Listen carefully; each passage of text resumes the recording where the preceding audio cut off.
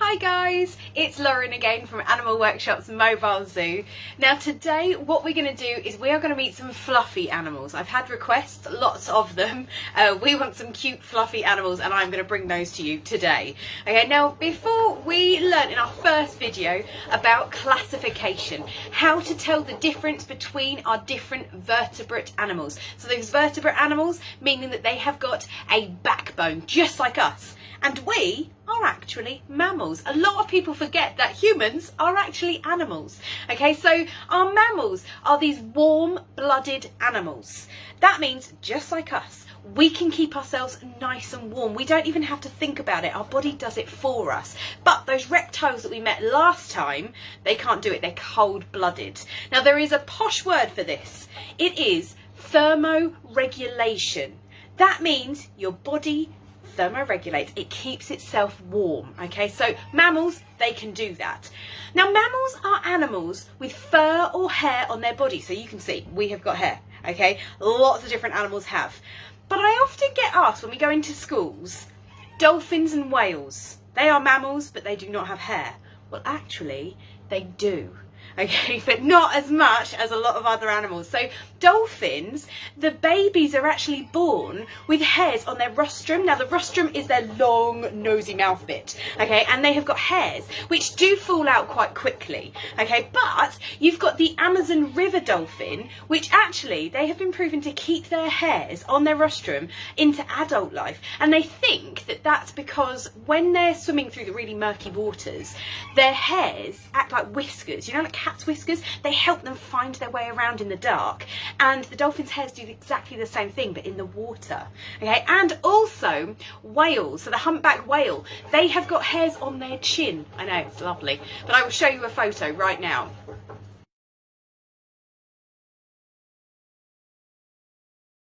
So you can see those hairs on its chin. So mammals do have hair or fur, no matter whether they're in the water or on land like us, okay? And we know that mammals, well, most mammals, will give birth to their babies, but there are some mammals that actually lay eggs.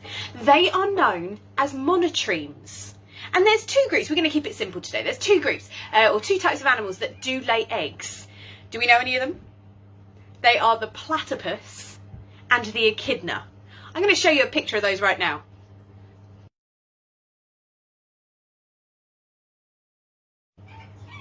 Now the echidna is a strange looking, actually both of them, the platypus and the echidna, they're pretty strange looking animals. They're amazing. We unfortunately do not have them at our zoo. I wish we did, but they are amazing creatures and they actually lay eggs, so their babies will hatch out of their eggs. Now then, we are going to start meeting some of our animals, and to begin with, we're going to meet our friend Maybelline the rabbit. So this is Maybelline. She is one of our newest members to our zoo. She's just a little baby. You gotta look at the camera, little Maybelline. There we go. Now, Maybelline is coming up to 6 months old now. She's very inquisitive, one of the most inquisitive little bunnies we have ever had at our zoo. Now, rabbits, I think people kind of take rabbits for granted a little bit. They don't really think much of them other than being incredibly cute, incredibly fluffy, and very, very beautiful in Maybelline's case. Now, there's so much more to a rabbit. So you can see Maybelline has got these beautiful little ears here. Now, wild rabbits, they will use their ears to stand up on their head. Maybelline, you are not being the best model. If you could just look over here, that would be fabulous. Thank you so much. So in the wild, they will stand their ears up on the top of their heads, and their ears can move independently to one another. So that means that their ears can move in different directions to one another. So one ear could be listening over there while the other one is listening over here. And the reason she's doing that is because she's a prey animal. That means other animals want to eat her. Okay, we will not let that happen, Maybelline, do not worry, okay? But by listening out in different directions, she can listen out for predators. And if she hears them, she will use these great big feet to stamp on the ground, and that is a warning to all of her friends and family to run and hide. Now, rabbits, they live underneath the ground. It's called a warren, and they'll use their sharp claws to dig around in the ground to make that warren, and they can spread for miles. Okay, they'll have different entrances and exits, so if a predator were to get in there, they've got plenty of time and knowledge to get out of there and run away. And they run in a zigzag pattern, so that stops them being caught by the predators. Now, pet rabbits, they can live for about 10 to 12 years. And hands up if you've got a pet rabbit. That's quite a lot of you. Okay, rabbits are really, really popular as pets. I think they're like the 3rd most popular pet for people in this country. And it's really important that you have 2 of them, at least 2, because these guys are really, really social. And there's nothing better than you can give for your rabbit than a rabbit friend. Okay, we can spend as much time as we want with our rabbit, but it's not the same as them having another rabbit friend to play with. Okay, but obviously be careful, boys and girls. You're going to, if you've got a boy and girl rabbit, you're going to end up with hundreds of rabbits. Okay, now also what's really important is getting their diet right.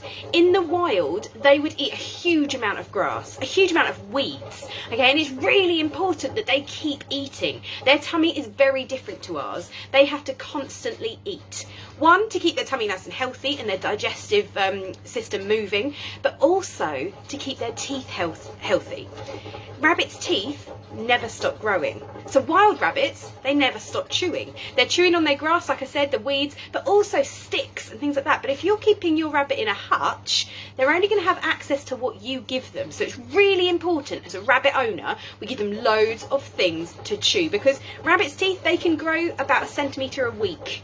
That's incredible. So what's really important to keep them nice and healthy, hay. That should make up the majority of their diet. And you can see the size of Maybelline. We're going to give her a massive bundle of hay, bigger than the size of her body. Okay, and then when it comes to their food, their rabbit food, your best bet is to go with pellet food, not muesli. It looks pretty, but they're going to pick out their best bits. Muesli food is a little bit like going to McDonald's. Okay, who likes a McDonald's? Most people like a McDonald's. Okay, but maybe you're not going to pick McDonald's salad because that's a little bit too healthy. You want the, the dirty burger. It's the same with her. She's going to pick all of the burger bits out of her muesli. So to cut that out, feed a pellet diet, okay, a low sugar pellet diet, and that is going to keep her teeth, her tummy really, really healthy, and it's really good for her. And obviously giving her little treats as vegetables as well. But a lot of places where we go, a lot of schools, when you say, what do rabbits like to eat? Everyone says carrots. Now, don't get me wrong, they do enjoy a carrot, but carrot is the equivalent of chocolate to a rabbit. Okay, it's full of sugar. Very good for us, so that's no excuse, guys, to not eat your carrots, but for a rabbit, it's a lot of sugar. So we only give carrots as a treat, which is much better. I think that's spring greens, okay, or a bit of broccoli. But just a few times a week, not every day, because it might give them an upset tummy. But yeah, this is Maybelline. She's been a star, I think. So next up, we have got our friend Womble the ferret. Now, ferrets, they are very, very cute little animals. They are incredibly intelligent and they are always on the move. Now, Womble, we're not sure of his exact age. He was rehomed to us, so we don't know how old he is. I think he's getting on a little bit now. But ferrets, they are very, very long. They are very, very wiggly animals. Now, the reason they need to be long and wiggly is because they hunt underneath the ground. These guys are carnivores. They only eat meat, okay? And so he needs to be long and wiggly to fit down underneath the ground to find his food. Now, naturally, their food is going to be things like mice and rats, sometimes even rabbits. Now, there is no such thing as a wild ferret. If you see something that looks like a ferret in the wild, that is going to be a polecat, a European polecat, and that is what you can find in this country. And that is what ferrets were bred from. So humans have actually created the ferret. It was about 2,500 years ago, so quite a long time. Ferrets were bred from 2 different species of polecats, and this is what we came up with. So ferrets are a little bit smaller than your European polecats. Now, polecats can be found in this country around Wales, so the western part of the UK, but recently they have actually been found around Suffolk. I personally haven't seen any, but I have heard heard of people seeing them. Now, their natural habitat is going to be places like the woods, forests, marshes.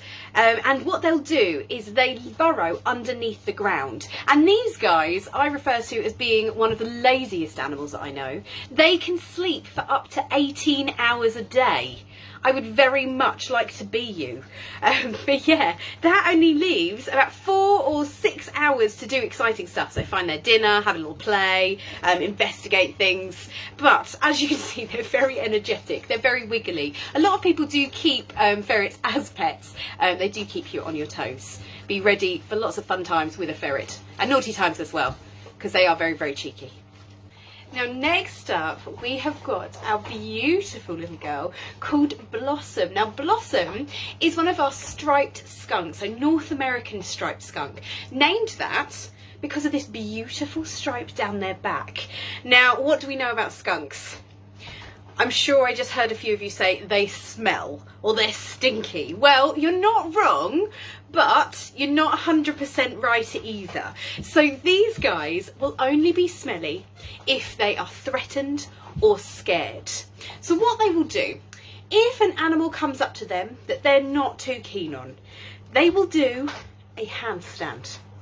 Now, they are doing a handstand to show off this beautiful white stripe, because like we've learned about in the other videos with Simon, the blue-tongued lizard, he is using his bright blue tongue to scare off animals as well, because animals, they use these bold markings or these bright colours to scare off animals, because it can mean that they are poisonous, venomous, or very, very dangerous. Now, if the other animal doesn't leave her alone after she does her handstand, she then turns around. She will lift her tail and she will spray. Now, this is a really, really thick, oily yellow liquid, and she is aiming for an animal's eyes, because if that liquid gets in the animal's eyes, they cannot see for about 3 days. If the liquid gets on their skin, they are smelly for up to 6 weeks, and nothing is getting rid of that smell. Okay, they can go and wash in the river, they can go and rub on a tree, nothing is getting it off. So you can imagine that that predator that needs to hunt for their dinner, if they are smelly for 6 weeks, are they going to be able to hunt any food, find any food? No. So there is a potential that they may not survive after being sprayed by a skunk. So that means that skunks don't actually have that many predators at all. Their main predators are things like birds of prey, because they can obviously attack from above without getting sprayed. But most land animals are going to leave skunks alone. Now, you'd find these guys living in the woods and forests of North America and Canada.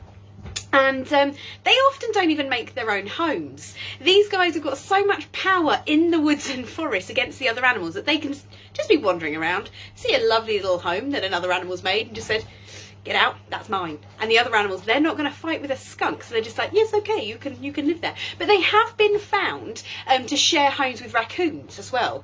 Maybe because raccoons are kind of sneaky animals as well, I don't know. But these guys are omnivores, meaning that they will eat everything. Fruits, vegetables, bugs. They will eat slugs, snails, worms, beetles, and they'll use these long claws to dig in the ground, upturn logs, overturn rocks to find all of those creepy crawlies. But they'll also eat meat, nuts, berries, a little bit of everything. And in North America, they're actually struggling with the wild population of skunks being obese. And that's because these guys have worked out how to break into people's bins. And what do most people like to eat? On a weekend, a takeaway, well, so do these guys as well. So they're going to be eating all of the fried chicken, all of the Chinese, all of the curries. They're going to eat those, and they're not doing very well from it. Well, their tummies are, but their health is not. But I hope you enjoyed meeting Blossom. She is one of our favourites here at the zoo. She's a real snuggly skunk. Well, those are all our animals for today. I hope you enjoyed meeting them. If there are any specific animals or topics that you'd like me to cover, pop me a comment down below and I will see what I can do for you. I've also had a lot of requests for one-to-one live sessions. So if you would like to book in for one of those, by all means do. Pop me a message via the Facebook page or a comment down below, or you can email me at info@animalworkshops.co.uk. mammals.co.uk and I'll get you booked in. All we're asking for is a donation towards our animal care fund. Details of that can be found in the comments below. And also, if you would like to donate a little present to our animals, we've got an Amazon wish list as well, which I will add to the comments. But yeah, I hope you enjoyed everything and I look forward to seeing you on Thursday. See you later.